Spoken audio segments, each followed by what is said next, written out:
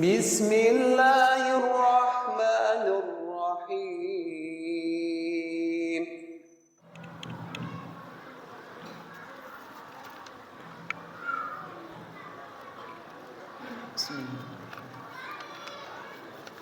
Assalamualaikum warahmatullahi wabarakatuh.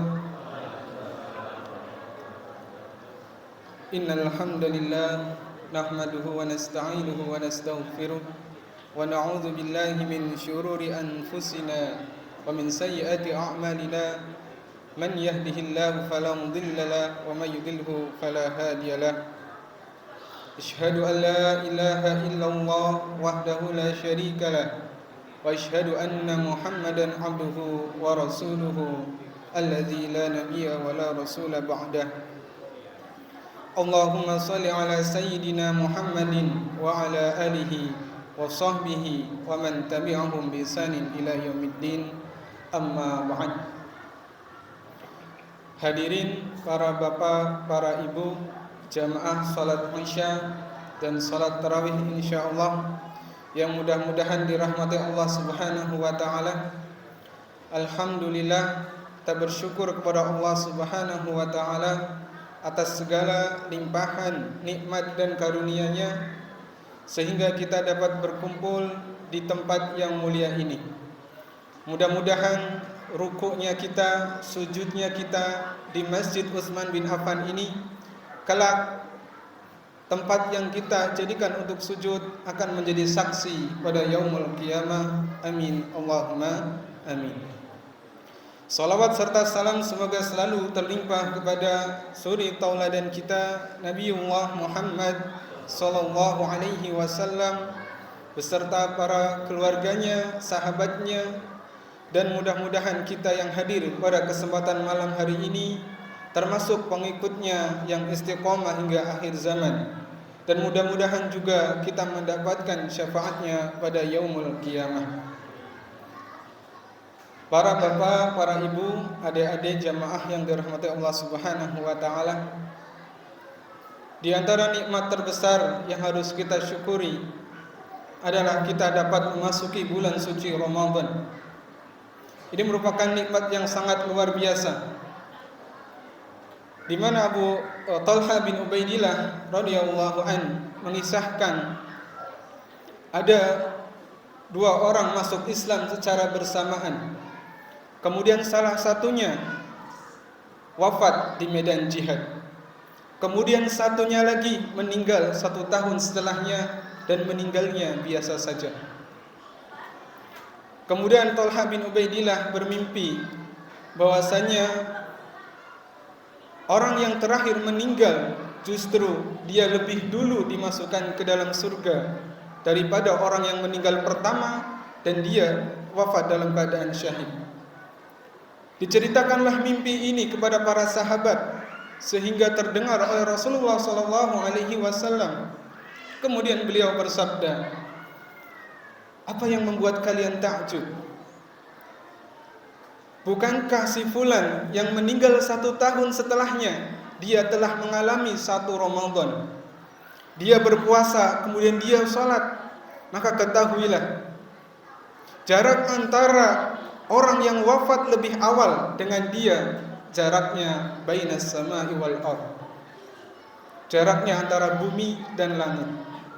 Maka di antara ribuan nikmat atau jutaan bahkan kita tidak bisa menghitung nikmat Allah Subhanahu wa taala adalah kita mampu dalam keadaan sehat walafiat, dalam keadaan selamat, mampu memasuki bulan Ramadan.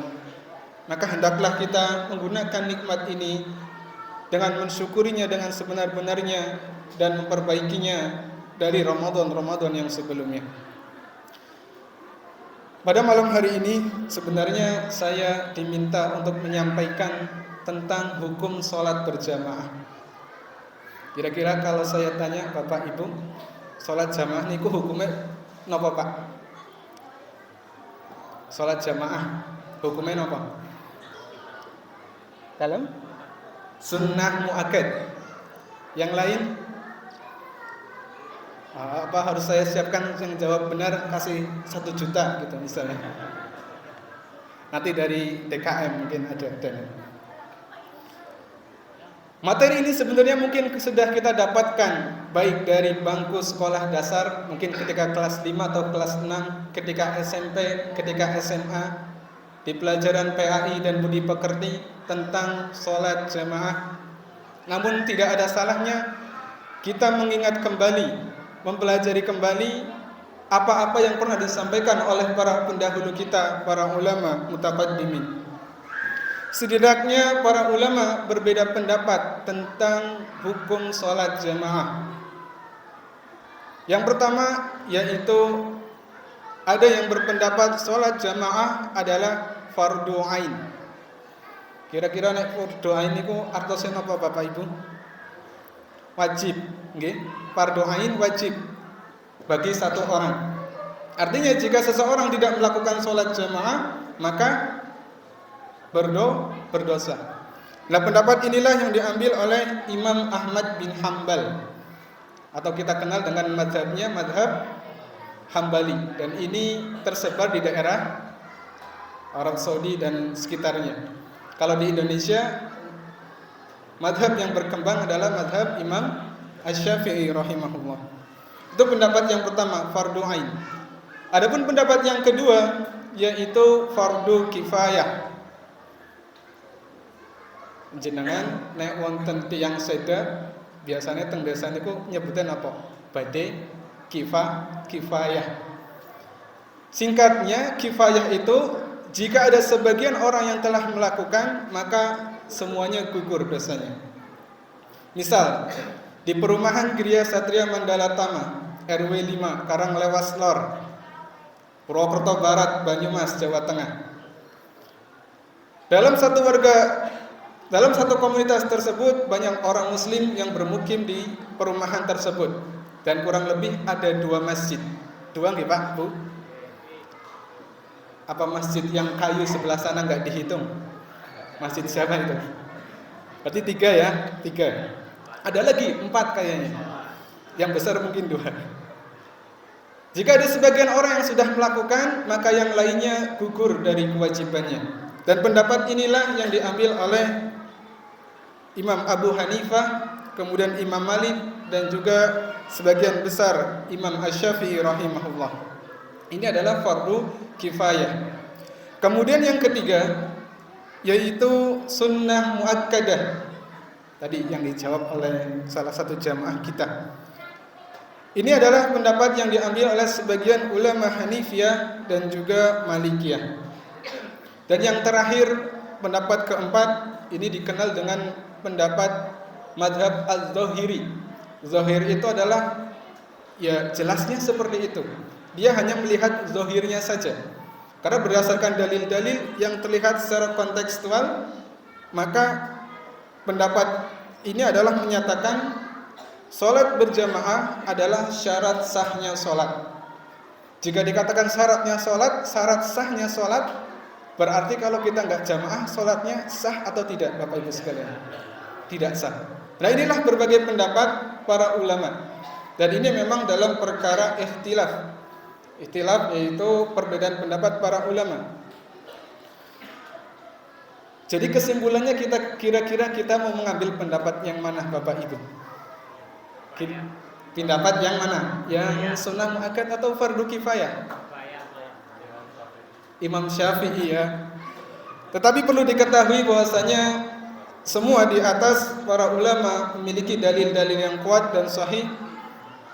Namun jika kita berkaca pada dalil-dalil pada umumnya, di antaranya misalnya Allah Subhanahu wa taala berfirman dalam Quran surat Al-Baqarah, "A'udzubillahi minasyaitonir rajim. Wa aqimus salata wa atuz zakata warka'u ma'ar raki'in." Dirikanlah oleh kalian salat, tunaikanlah zakat, dan rukuklah bersama orang-orang yang rukuk.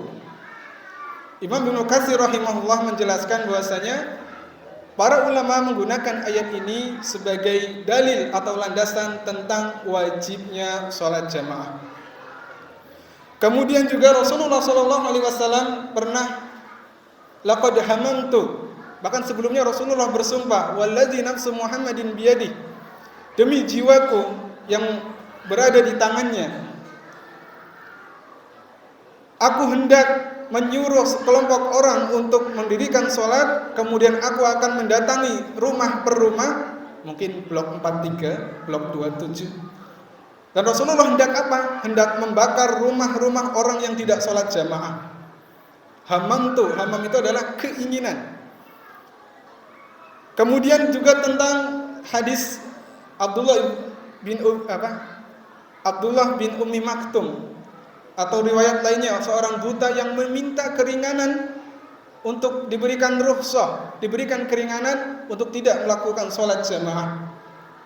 Apa kata Rasulullah? Diberikan keringanan. Karena apa? Dia tidak bisa melihat. Tetapi ketika orang itu hendak pergi, apa kata Rasulullah? Hal sami'atan nida? Apakah engkau mendengar azan? Ya. Maka Rasulullah katakan, maka datanglah ke masjid. Artinya apa? Tidak jadi diberikan keringanan kepada orang yang tidak bisa melihat. Kemudian hadis dari Nabi SAW, man sami'an nida falam ya'tihi fala salata lahu illa man azara. Siapa yang mendengar azan, misalnya Pak Zainal azan, Pak Rudi azan, salat 5 waktu, mendengar kita, kemudian tidak datang, maksudnya tidak datang ke masjid, maka tidak ada salat baginya kecuali yang uzur, berhalangan, hujan, sakit, atau dalam perjalanan. Nah, ini juga menjadi salah satu perkataan Imam Syafi'i yang cukup masyhur, wa ammal jamaah fala arkhasu fi tarkiha illa man azara. Adapun salat jamaah, maka aku tidak memberikan keringanan untuk meninggalkannya kecuali ketika ada uzur. Bapak Ibu yang dirahmati Allah Subhanahu wa taala, tentu berkaitan dengan hukum ini adalah wilayahnya para ulama, tetapi bagi kita sebagai seorang muslim hendaknya mengambil sesuatu yang lebih. Hal ini disabdakan oleh Nabi sallallahu alaihi wasallam, salatul jamaah afdalu min salatil fardhi bis 27 darajah. Salat berjamaah lebih utama daripada salat sendirian dengan 27 derajat. Kira-kira apa maknanya Bapak Ibu? Perbandingannya 1 dengan 27. Di antaranya para ulama ada yang menyebutkan orang yang sholat berjamaah itu seolah-olah dia melakukan sholat sebanyak 27 kali. Sholat isya jenengan naik satu waktu berapa rakaat Pak? 4. Kalau kali 27 108 rakaat. Kira-kira sanggup mboten Pak lakukan 108 rakaat? Sanggup tidak kita untuk melakukan tersebut? Tidak. Tetapi cukup dengan datang ke Masjid Utsman bin Affan atau Masjid As-Salam, maka terhitung seolah-olah melaksanakan sholat 27 kali. Ini keutamaan yang Allah Subhanahu wa taala berikan. Kemudian ditutup dengan hadis Nabi sallallahu alaihi wasallam bahwasanya inna asqala salati lil munafiqin, orang salat yang paling berat untuk orang-orang munafik adalah salat Isya dan salat subuh berjamaah. Padahal seandainya mereka tahu besarnya pahala salat Isya dan salat subuh berjamaah, la atauhuma walau habwan. Niscaya mereka akan mendatanginya meskipun merangkak. Dalam riwayat lain disebutkan juga salat Isya berjamaah pahalanya seperti melaksanakan salat setengah malam suntuk. Bapak Ibu sanggup mboten bar maghrib salat tekang jam 12 wengi, salam berdiri lagi tanpa istirahat. Kira-kira sanggup atau tidak? Tidak sanggup. Maka Allah Subhanahu wa taala berikan dengan keutamaan salat jamaah, begitupun dengan salat subuh dihitung satu malam suntuk. Seperti melaksanakan satu malam suntuk. Mudah-mudahan Allah Subhanahu wa taala memberikan hidayah kita untuk istiqomah melaksanakan salat jamaah. Mari kita jadikan momentum Ramadan yang luar biasa ini, kita jadikan momentum untuk kita iktikadkan, niatkan untuk kembali memakmurkan masjid Allah Subhanahu wa taala. Akhiru da'wana alhamdulillahirabbil alamin. Mohon maaf jika ada kekurangan atau kesalahan. Assalamualaikum warahmatullahi wabarakatuh.